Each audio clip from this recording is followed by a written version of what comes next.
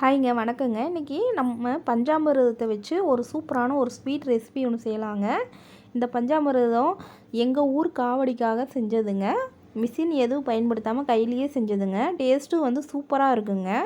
1 வருஷம் 2 வருஷத்துக்கு இருந்தாலும் இந்த பஞ்சாமிர்தம் கெட்டு போகாதுங்க. டேஸ்ட்டு தாங்க அதிகமாகும். மலை வாழைப்பழம், தேன், முந்திரி, கிஸ்மஸ், வெல்லம் எல்லாம் சேர்த்து செஞ்சதுங்க. உடம்புக்கு ரொம்ப ரொம்ப நல்லதுங்க. இந்த பஞ்சாமிர்தம் ஒரு டைம் சாப்பிட்டிங்கன்னா திருப்பி திருப்பி நீங்கள் கேட்டு வாங்கி சாப்பிட்லான்ட்டு ஒரு ஆசை வருங்க. அந்தளவுக்கு டேஸ்ட் ரொம்ப நல்லாயிருக்கும். இதை வச்சு நம்ம ஒரு ஸ்வீட் செய்யும்போது அதோட டேஸ்ட்டை நினச்சி பாருங்கள், ரொம்ப சூப்பராக இருக்குங்க. அதுக்கு தேவையான பொருட்கள், 1 கப்பு கோதுமை மாவு எடுத்துக்கலாங்க. இந்த கோதுமை மாவு கூட தேவைக்கு ஏற்ற மாதிரி பஞ்சாமிர்தத்தை சேர்த்திக்கலாங்க. நீங்கள் இந்த மாவு பிணைஞ்சு பார்த்துட்டு ஸ்வீட் கரெக்டாக இருக்கா, அந்த பதம் கரெக்டாக இருக்குதான்னு பார்த்துக்குங்க. அப்படி பத்தாத பட்சத்தில் நம்ம மறுபடியும் சேர்த்திக்கலாம். நான் 1 கப்பு மாவுக்கு ஒரு 4 கரண்டி குழிக்கரண்டி அளவுக்கு பஞ்சாமிர்தம் எடுத்துருக்குறேங்க. இதுலேயே பேரிச்சம்பழம் எல்லாமே கலந்துருக்குன்னா டேஸ்ட் நல்லா இருக்குங்க. இப்போது ஒரு கடாயில் தேங்காய் எண்ணெய் சேர்த்து நல்லா காய வச்சுக்கலாங்க.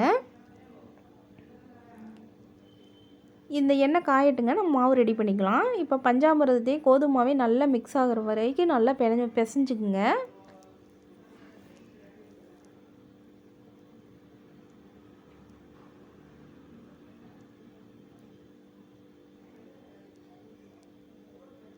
இப்போ மாவு கொஞ்சம் கெட்டியாக இருக்குது, இன்னும் கொஞ்சம் இலக்கமாக பிணைஞ்சிக்கலாங்க. கொஞ்சம் தேவையான அளவு பஞ்சாமிர்தமோ இல்லை தண்ணியோ சேர்த்திக்கிங்க. இப்போ ஆயில் காஞ்சிருச்சுங்க. இது கூட ரவை கூட சேர்த்து செஞ்சுக்கலாம். நான் வெறும் ப்ளைனாக செஞ்சுருக்கேன். இப்போ கொஞ்சம் இலக்கமாக பிணைஞ்சு கொஞ்சம் கொஞ்சமாக மாவை எடுத்து தேங்காய் எண்ணெயில் சேர்த்திக்கலாங்க. இது பார்த்துக்கணுங்க, கரிஞ்சிரும். ஸ்வீட் ரெசிபிங்கிறனால சீக்கிரம் கரியறதுக்கு வாய்ப்பு இருக்குது.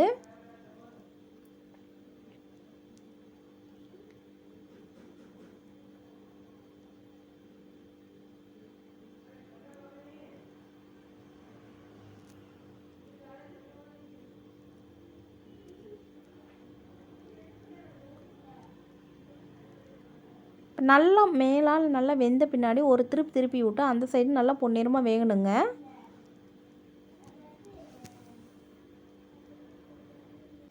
நல்லா இந்த மாதிரி வெந்துடணுங்க. இந்த மாவு நல்லா வெந்த பின்னாடி பபுள்ஸ் அடங்கிருங்க. அந்த டைமில் எடுத்துக்கங்க. ஆனால் அடிக்கடி ஒரு டைம் கிளறி விட்டுருங்க, இல்லைன்னா டக்குன்னு அடி பிடிச்சிருங்க. இது சாப்பிடும்போது அவ்வளோ ஒரு டேஸ்ட் சூப்பராக இருக்கும். டீ, காஃபி எல்லாத்தோட அவ்வளோ ஒரு சூப்பராக இருக்கும். வெறுமனையும் சாப்பிட்லாம். சூப்பராக வெந்துருச்சு. இப்போ இதை எடுத்து தனியாக ஒரு பாத்திரத்தில் வச்சுக்கலாம்.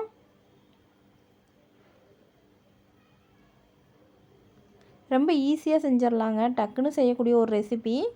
ரொம்ப டேஸ்ட்டு நல்லது, உடம்புக்கு ரொம்ப நல்லாயிருக்கும். அவ்வளோதான், ரெடி ஆயிடுச்சு. சூப்பரான ஒரு ஸ்வீட் ரெசிபி பஞ்சாமிர்தத்தை வச்சு ரெடி பண்ணியிருக்கோங்க.